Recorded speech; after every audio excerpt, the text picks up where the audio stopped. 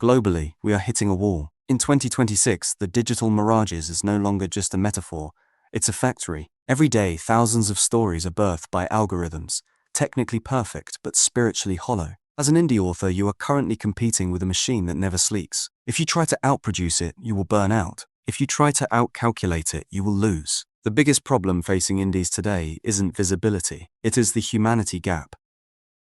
To survive, you must become unmistakably human. This isn't a marketing trick, it's a survival strategy. Readers in 2026 are developing an AI allergy.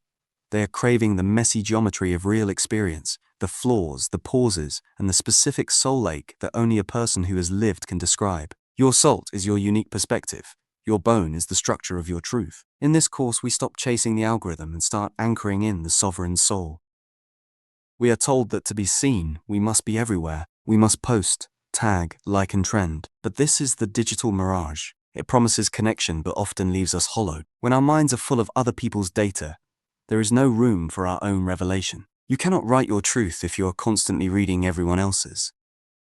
Before we move on, I want you to do something radical. Next time you interact with your community, don't post a polished graphic. Instead, share one thing you failed at this week. Not a learned, just the raw, messy truth of it. Let them see the human behind the pen. That is your first step out of the mirage. Now, let's move on. We talked about the digital mirage. Let's look at the cage inside that mirage.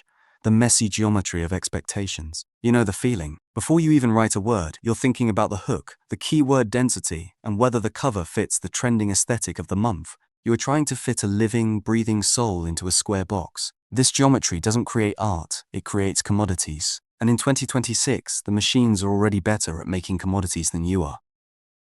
To be unmistakably human, you have to break the geometry. How? Through a stillness audit.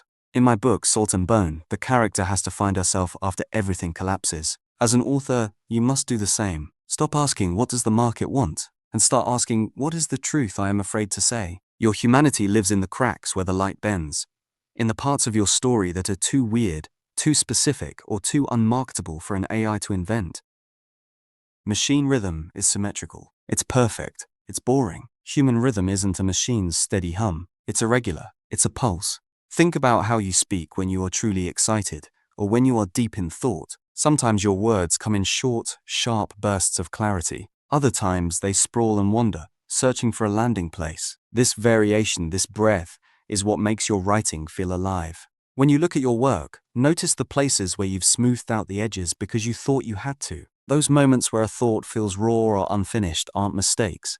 They are humanity signals. They are the thumbprints on the clay that prove a living, breathing person was here. So, read your favorite page aloud. Listen for the moments where you sound like you, and the moments where you sound like the internet.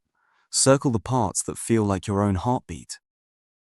Your next task, the unoptimization. Open your current manuscript or your next blog post. Find one paragraph that feels safe or perfect. Now rewrite it as if you were telling it to a close friend over coffee after a long day. No filters, no keywords, just the bone. Give yourself permission to be messy. You are human after all.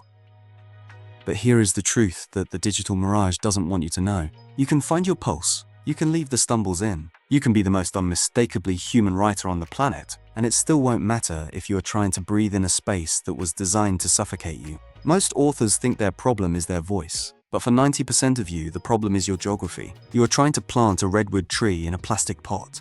In the next chapter, I'm going to show you the physical sanctuary that changes everything. I'm going to show you how to stop being a tenant on rented land, and how to finally claim the soil where your soul can actually grow.